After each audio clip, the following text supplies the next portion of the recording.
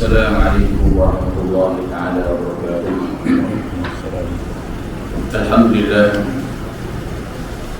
Alhamdulillah akmal ad-din wa atamma 'ala an-ni'mah wa radina al-islam dina. Asyhadu an la ilaha illallah al-haqqul mubin wa asyhadu anna Muhammadan 'abduhu wa rasuluh as-sadiqul masduqin. Salatan wa salaman ala ibadi istafa sallallahu alaihi wasallam alaihi ajma'in. Wa fahamna Sulaiman kullam atayna hukma ilma. Sakhanna ma'adul al-jibal sabbiha rabbana fa'idin. Ya hayy ya qayyum ya Rabb Musa wa Harun ya Rabb Ibrahim ya Muhammad sallallahu alaihi ajma'in. Allahumma rzuqna fahma wa hikmata wal 'amala wa hidayah ya arhamar rahimin. اللهم افتح علينا فتوح العارفين وارزقنا فهم النبيين والعلماء العاملين حفظ المرسلين وإمام المتقين برحمتك يا أرحم الراحمين. Alhamdulillah syukur kepada Allah Subhanahu wa taala kerana masih lagi dipandang umur oleh Allah Subhanahu wa taala dapat duduk pada nikmat Islam dan nikmat iman. Mudah-mudahan Allah Subhanahu wa taala sentiasa melihara kedua nikmat ini, nikmat Islam dan nikmat iman ini kepada kita sehinggalah kita bertemu dengan Allah Subhanahu wa taala, keadaan Allah Subhanahu wa taala sangat redha kepada kita. Alhamdulillah bi ni'matihi tatimmu shalihat. Pada pagi ini kita sambung lagi kita ini الفصل الخامس في شكري. قال المصنف رحمه الله تعالى نفعنا بعلومه وعلومنا في الدارين يا رب العالمين. الفصل الخامس في شكري. Bermula fasal yang kelima ini pada menyatakan syukur. Adapun syukur itu maka iaitu martabat yang tinggi, iaitu terlebih daripada sifat sabar dan segala sifat yang terpuji yang tersebut dahulu. Firman Allah Subhanahu wa taala dalam suratul Ibrahim ayat yang ke-7, la in syakartum la azidannakum wa la in kafartum inna 'adzabi lasyadid. Artinya, jikalau kamu syukur akan nikmatku, nescaya aku tambahkan akan kamu. Dan jika kamu kufur, jika kufur kamu, yakni jika tiada kamu syukur, nescaya aku hilangkan akan kamu akan nikmat. Qala musannif rahimahullah taala, kerana bahawasanya seksa Allah Subhanahu wa taala itu sangat sakit. Dalam kitab ini seperti mana dinakal juga oleh Syekh Abdul Samad Al-Limbari, fasa yang kelima pada menyatakan syukur, iaitu perbuatan syukur, iaitu kerana martabat dia lebih tinggi daripada iaitu daripada sifat sabar. Kerana sifat ini dia berkaitan dengan hati dan kesempurnaan sabar itu mesti melalui kelakuan seseorang. Dan syukur, bila sebut syukur, dia ada dua, lafzi dan hakiki. Hakikiyun, lafziyun, hakikiyun, bangsa lafaz dan bangsa hakiki. Bangsa lafaz seperti kita kata alhamdulillah, kita dapat nikmat Allah, kita kata alhamdulillah, alhamdulillah, alhamdulillah. Itu lafziyun. Wa hakikiyun, bila sebut hakikiyun ni, ialah seseorang itu mempersembahkan dengan bil jawarih, dengan anggota badan dia. Itu hakiki. Maka ibarat kita kata kita nak sembahyang lah, kita lafaz niat tu usalli, itu lafaz. ataupun kita niat dalam hati sahaja aku sembahyang fardu subuh, berjawab misalnya, itu lafaz dalam hati kita. Kita dah buat lagi, itu lafaz. Tapi perbuatan hakiki sembahyang itu ialah kita rokok, kita sujud, kita iktidah, itu di antaranya. Begitu juga berkaitan dengan, sama juga dengan taubat. Taubat ada lafziyun, ada hakikiyun. Lafziyun, seseorang itu berbuat maksiat pada Allah, maka dia beristighfar, astagfirullahaladzim, astagfirullah, astagfirullah, astagfirullah. Itu lafzi. Sudah diampun oleh Allah SWT.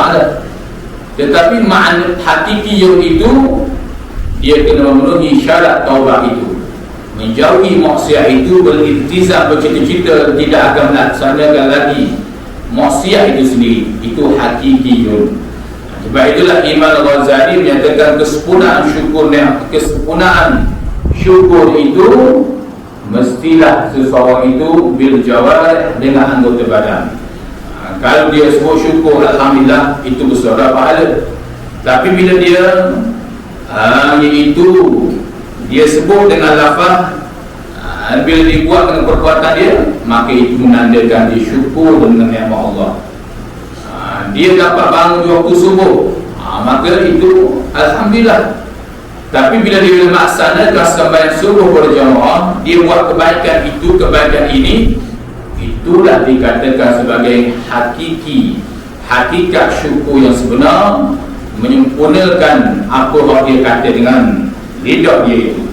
Sebab itulah ibadah halafziyun dan begitu juga berkaitan hakikiyun kena selalu ganding. Kena selalu ganding. Baru kesempurnaan syukur itu, baru dinamakan kesempurnaan betul syukur itu. Sebab itulah Allah, Nabi SAW menyatakan Allah Subhanahu Wa Taala sangat kasih kepada orang yang berkata ucapan alhamdulillah. Seperti mana Anas bin Malik radhiyallahu anhu qala, inna Allah la yarda 'anil 'abdi ya'kulul aklata wa yahmaduhu 'alayha wa yashrabu syarbata fa yahmaduhu 'alayha. Rawahu Muslim. Mana Anas menyatakan sesungguhnya Allah Subhanahu Wa Taala ini suka kepada hamba-Nya yang makan, bila makan akan makanan, maka dia memuji Allah, fa yahmadu, dia berkata alhamdulillah. Dia kata alhamdulillah. Ini lidah. Tu. Wa yashrabu, dan bila dia sudah minum, dia berkata pula alhamdulillah. Dia ucap alhamdulillah pula. Dia sudah minum ke, sudah makan ke, maka dia kata alhamdulillah. Maka ini laziyum, maka ucapan alhamdulillah itu dah dikatakan yamlul mizan, dia dapat memenuhi mizan dah. Itu lafaz, itu di antaranya. Jadi sebab itu syukur, sebab sebut syukur ini, maka dia mengakui dua, lafziyun, hakikiyun. Lafzi kita ucap alhamdulillah, alhamdulillah. Al-hakikiyun bil jawarih, yakni kita mempersembahkan anggota badan kita, kita melaksanakan. Kalau ucap alhamdulillah saja bagus dah. Lepas tu sudah kenyang-kenyang dibuat maksiat pada Allah, maka itu tidak dinamakan kesempurnaan syukur. Bahkan Imam Ghazali kata itu membatalkan makna syukur yang lafziyun dan yang hakiki lebih lagi lah. Dia sebut alhamdulillah, dia sudah makan, dia kata alhamdulillah. Sudah alhamdulillah tu dia dibuat maksiat pada Allah, maka ia membatalkan makna lafziyun. Maknanya hak dia kata alhamdulillah tu selepas dia makan tu haba'an manthura, dia sisir ibadat dia. Maknanya panggil jadi perbuatan ucapan itu sia-sia sebab dia melakukan maksiat pada Allah, tapi dia kata alhamdulillah. Itu antara 10 para ulama. Macam-macam lah, banyak lah. Dia buat maksiat pada Allah, dia kata insyaAllah kita akan adakan konsep ni, kita akan ada tarian ni pada minggu depan, kita akan buat insyaAllah. Dan alhamdulillah sambutan itu sangat menggalakkan. Yang mana banyak bagi mari pelacuran hari ini. Tu. Dan tadi yang ini, joget ini dia kata alhamdulillah ada sambutan. Maka ucapan alhamdulillah, sebutlah al-farah kata para ulama, sebutlah banyak kali mana sekalipun, 1000 kali sekalipun, maka ia membatalkan kerana ucapan itu tidak disuruh berkata bila mendapat nikmat bentuk maksiat itu. Nikmat maksiat itu dia kata kerana nikmat ucapan puji bagi Allah itu hanya kepada nikmat yang Allah suka ataupun benda yang harus saja. Benda yang harus kita sebut alhamdulillah, dia mengundang pahala Allah Subhanahu wa taala. Itu antara disebut oleh para ulama. Qal musannif rahimahullah taala, dan maka iaitu martabat yang tinggi ini, martabat syukur ni lebih tinggi daripada martabat sabar. Betullah Allah di dalam Quran, wa qalilun min ibadiyasy syakur, sedikit saja hamba-Ku yang bersyukur. Hamba-Ku yang bersyukur kata Allah sedikit saja. Tu. Maka kata Imam Ghazali, udkhul 'alal qalil, masuklah kamu di dalam golongan yang sedikit. Maknanya sentiasalah kamu bersyukur kepada Allah Subhanahu wa taala, kerana Allah sudah memberi amaran bahawasanya di kalangan hamba-hamba-Ku hanya sedikit saja. Tu. Kadang-kadang dia suruh makan dahulu beberapa kali dahulu. Nak sebut-sebut alhamdulillah sikit pun payah. Tu kadang-kadang. Tu dia baru dahulu waktu Allah kenyangnya. Sebut kenyang tu berapa kali. Nak sebut alhamdulillah tu payah. Tu betullah Allah menyatakan sedikit saja hamba-hamba-Ku yang bersyukur. Maknanya engkau tu antaranya. Firman Allah Subhanahu wa taala, dan sifat ini lebih martabat yang tinggi daripada sifat kepujian, kerana sifat ini lebih dekat dengan hampir Allah Subhanahu wa taala. La in syakartum la azidannakum, seperti mana Allah menyatakan surah Ibrahim ayat yang ke-7. Allah menyatakan la in syakartum la azidannakum wa la in kafartum inna azabi lasyadid. Jikalau kamu syukur kata Allah akan nikmat-Ku, nescaya aku akan tambah bagi kamu. Nikmat yang mana mensyukur pada aku akan tambah nikmat itu. Jika kamu kufur kamu, yakni tidak bersyukur pada aku, kata Allah, nescaya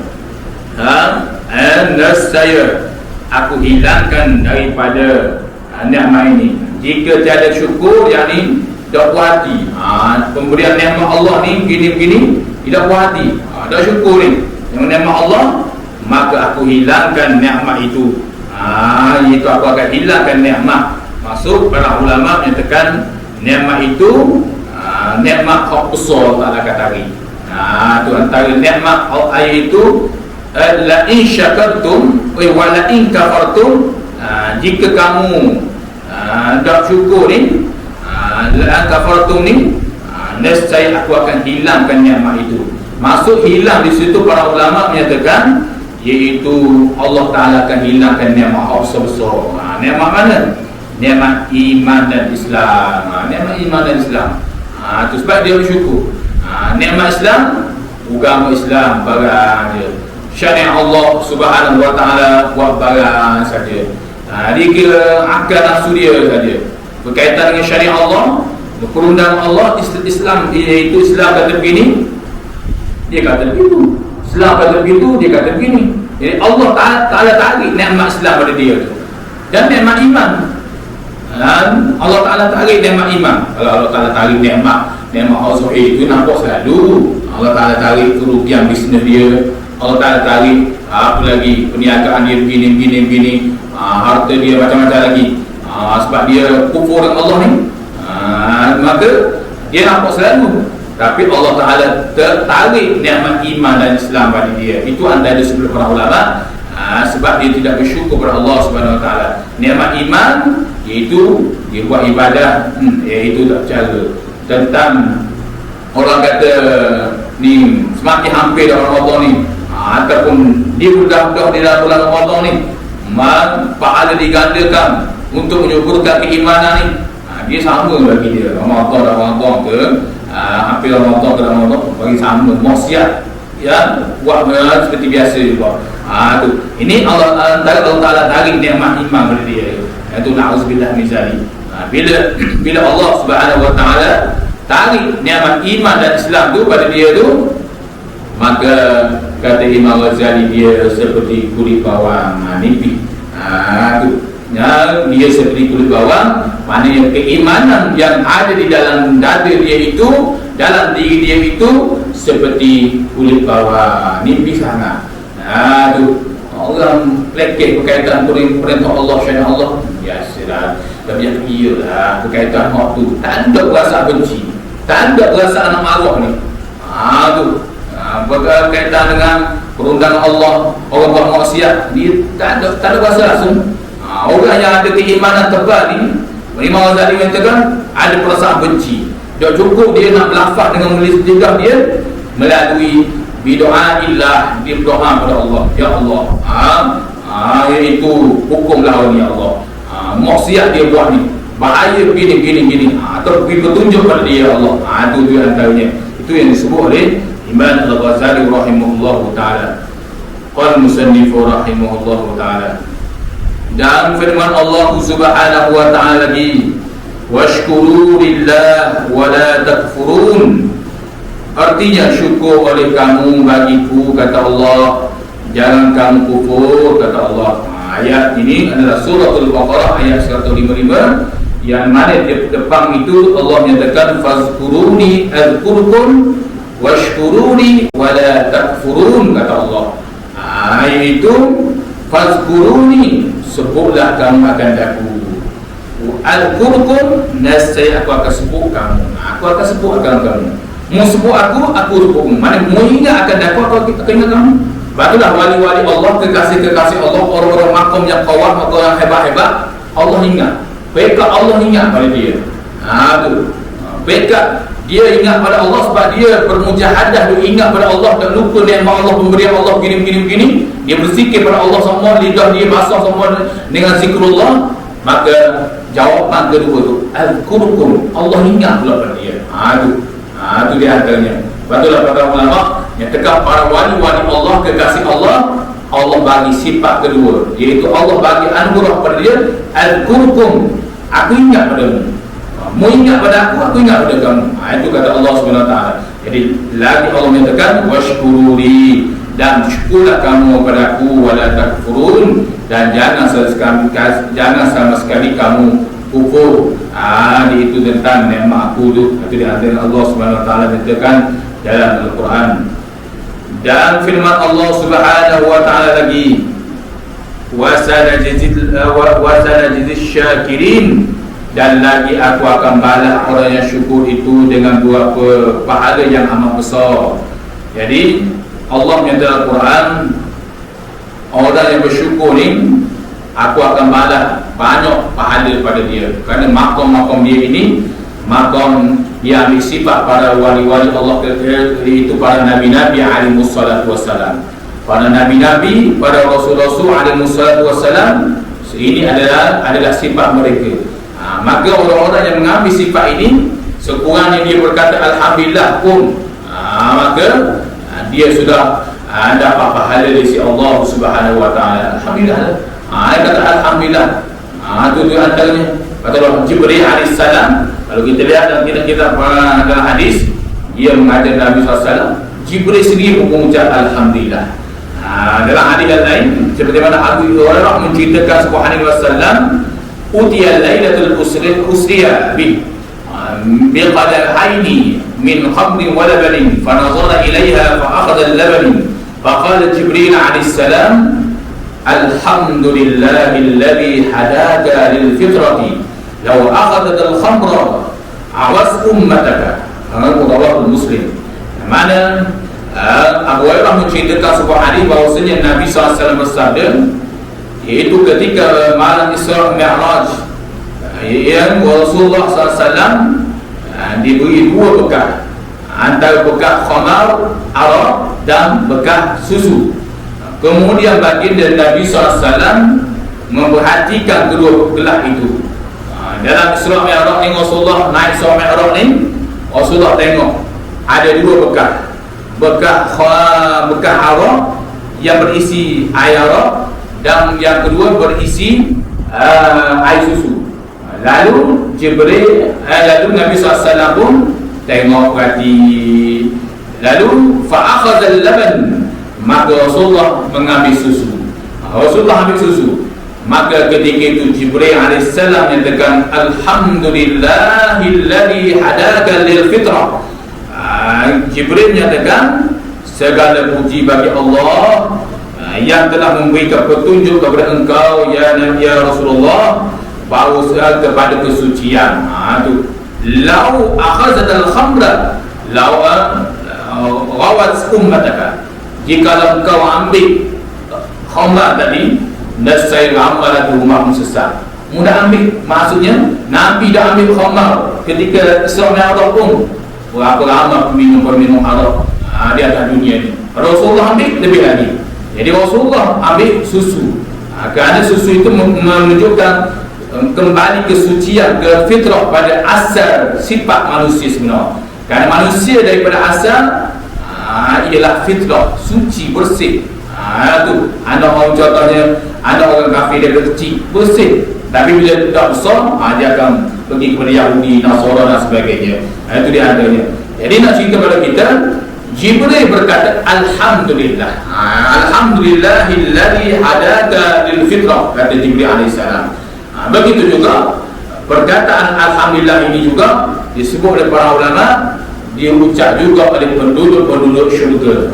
Penduduk syurga selalu kita dengar da'wahum fiha subhanakallahumma wa tahiyyatuhum fiha salam wa akhiru da'wahum alhamdulillahi rabbil alamin. Da'wahum fiha subhan, penduduk syurga ini dalam syurga seorang nanti, da'wahum, mereka berdoa kepada Allah dengan perkataan subhanallah, subhanallah, subhanallah. Diucap subhanallah. Dan dia memberi penghormatan wa tahiyyatuhum fiha salam, dan dia memberi penghormatan dengan lafaz salam, salaman, salaman. Waktu penduduk syurga dapat lakos saja daripada titian sirat, dia akan berkata salaman, salaman, selamat, kita selamat sungguh. Tak jatuh pun dalam mengata salaman, salaman. Dia dapat niti titian sirat tu, dalam syurga pun dia akan kata salaman, selamat, kita selamat, kita tu mana dulu ada dunia dulu kita buat ibadat begini-begini, ni Allah punya kepada syurga kepada kita ni selamat, selamat, selamat, selamat. Tu dia antaranya. Tu. Dan bila dia mendapat begitu banyak nikmat dalam syurga Allah Subhanahu wa taala, wa akhiru da'wahum alhamdulillahi rabbil alamin, dan bila akhir perkataan mereka ucap alhamdulillah, alhamdulillah. Tengok dia memuji Allah lagi. Itu penduduk syurga. Ini yang disebut oleh Allah Subhanahu wa taala, mana besarnya fadilah orang yang mengucap lafaz alhamdulillah. Dan sabda Nabi sallallahu alaihi wasallam, at-ta'imu syakirin bi manzilati as-sa'imi sabirin. Artinya mula-mula pahala orang yang syukur itu menempati pahala orang yang puasa yang sabar. Jadi Rasulullah menyatakan orang yang bersyukur, pahala dia ni menempati pahala orang yang puasa. Orang yang puasa sabar ni besar pahala dia.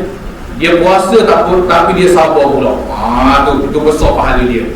Maka orang yang syukur ni, yang mana orang syukur ni, pahala dia menempati orang yang bersyukur, orang yang iaitu orang yang puasa yang sabar ni.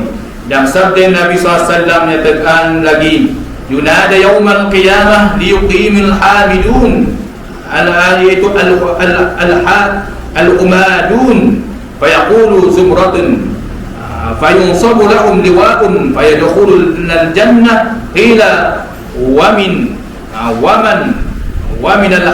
al-hadun, qala alladhina yashkuruna Allah ala kulli hal. Disuruh di hari kiamat nanti supaya beri bangkit segala hamidun, yakni orang-orang yang memuji akan Allah Subhanahu wa taala. Maka berdiri mereka itu satu perhimpunan, maka diberi bagi mereka itu satu panji.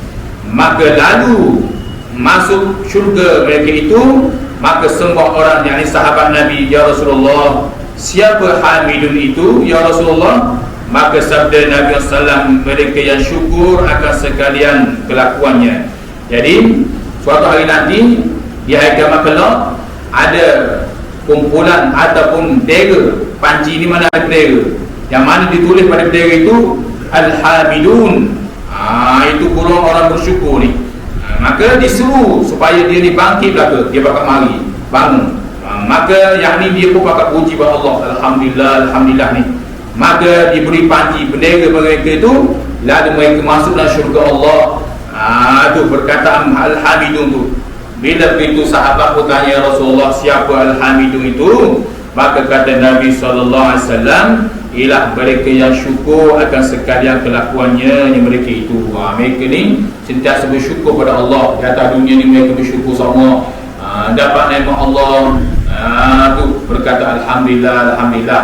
Tu betul lah. Imam Al-Izzuddin Abdul Salam dalam Maqasidus Sawmun fi Ramadan juga dia menyatakan kebanyakan bila manusia ghairul lit-ta'an, manusia yang gairah kepada ketaatan, kepada makanan ini, lebih lagi di bulan Ramadan. Bila Imam Al-Izzuddin Abdul Salam menyatakan mereka itu qalilun fi lafzil alhamdulillah, sedikit mereka berkata Alhamdulillah. Itu antara karang-karang para ulama, dia buat kajian. Dia kata bila manusia gairah dan bila makan kenyang sungguh manusia ni, kadang-kadang dia lupa, banyak mereka itu lupa perkataan Alhamdulillah. Sedangkan Alhamdulillah itu adalah lafaz yang sangat terpuji di sisi Allah Subhanahu wa taala.